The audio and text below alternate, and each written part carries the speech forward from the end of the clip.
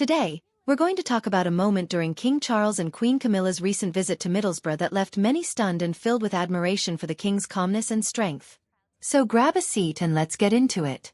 The day started like any other royal engagement, with King Charles and Queen Camilla stepping out to meet the public during their royal away day in Middlesbrough, located in Teesside. The royal couple was in town to complete 4 different engagements.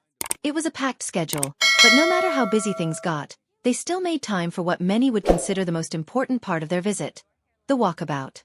A royal walkabout is where members of the royal family, usually after completing their official duties, take the time to walk through crowds of people, shake hands, and have a quick chat with their supporters.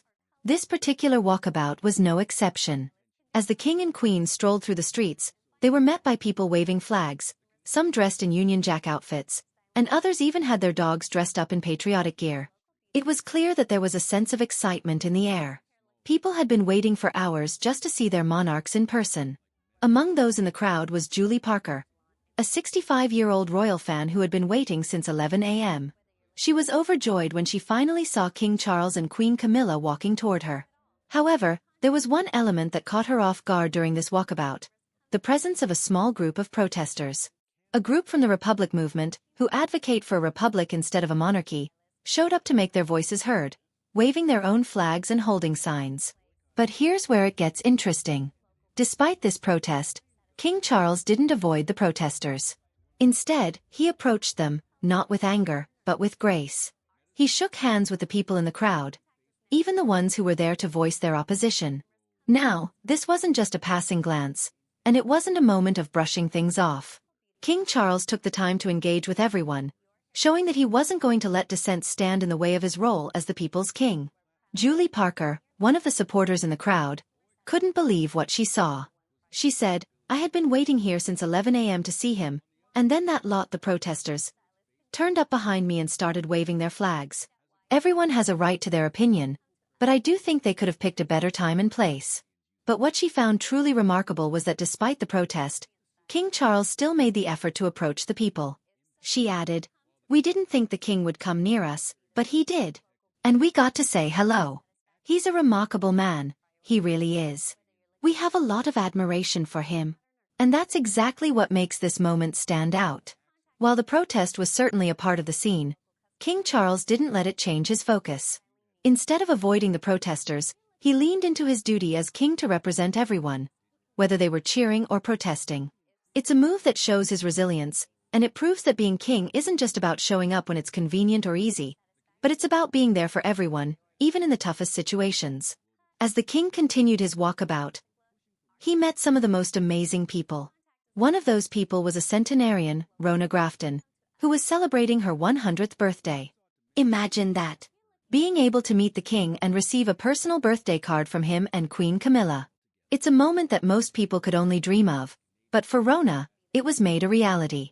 King Charles bent down to shake her hand and said, "A very, very happy birthday. Here's a card from both of us." The Queen added her well wishes too, saying, "A very happy birthday." It's these kinds of personal moments that show the true heart of the monarchy. It's not just about grand events or royal titles. It's about touching the lives of people in meaningful ways. For someone like Rona, meeting the king on such a special day would have been something she never expected. But it's moments like this that leave lasting memories, not just for the people involved, but for everyone who hears about them. But there's more. After finishing the walkabout and getting into the state Bentley to leave, King Charles looked out at the crowd and noticed just how far it stretched. The streets were lined with people, still waiting to see him, still cheering for the royal couple. In a move that stunned many, King Charles told his driver to stop. Yes, he actually asked his driver to stop the car so that he and Queen Camilla could get out and continue shaking hands with the people. It wasn't just a small gesture. The king and queen insisted on walking down the entire length of the street, greeting as many people as they could. Paul and Shirley Williams, who were in the crowd, expressed their surprise. They said, "We were shocked to see him stop." And really, who wouldn't be? After completing the day's engagements and facing protests, King Charles could have just gotten into the car and driven off. But instead, he chose to extend the moment for the people who had waited patiently for him. It's these actions that speak volumes about the king's dedication to his role. It's not about the titles, the power, or the privileges. It's about serving the people and showing up for them, no matter the circumstances. Now, why does this matter?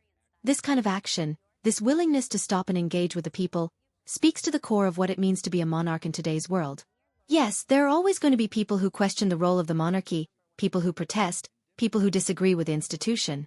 That's part of the reality of being in the public eye. But King Charles showed that he's not afraid to face those challenges head-on, to connect with people on a personal level, and to make sure that every individual in that crowd, whether they're a supporter or a protester, feels heard and seen. What we're witnessing here is a monarch who isn't just continuing the royal traditions, but one who is adapting them to fit the modern world. King Charles is showing that the monarchy can still be relevant and meaningful to people in this era. He's demonstrating that being a public figure is about more than just waving from a balcony or sitting in a palace. It's about being on the ground, in the streets, meeting your people where they are, and showing them that you care. In conclusion, King Charles's royal visit to Middlesbrough wasn't just another event on his schedule. It was a moment that highlighted the power of human connection, the strength of leadership, and the resilience of a monarch who is unafraid to face challenges, both from supporters and critics alike. His willingness to stop, his ability to engage with everyone in the crowd, and his personal gestures of kindness made this visit something special. Something that will be remembered by those who were fortunate enough to be there. So what do you think? Did King Charles handle the situation with the protesters in the best way possible? How do you feel about his approach to connecting with the public? Let me know in the comments below. I'd love to hear your thoughts on this. And don't forget, if you enjoyed this video, hit that subscribe button and give us a thumbs up. It helps a lot and ensures that you never miss a royal update from Throne Talk. Thanks for watching, and I'll see you in the next one.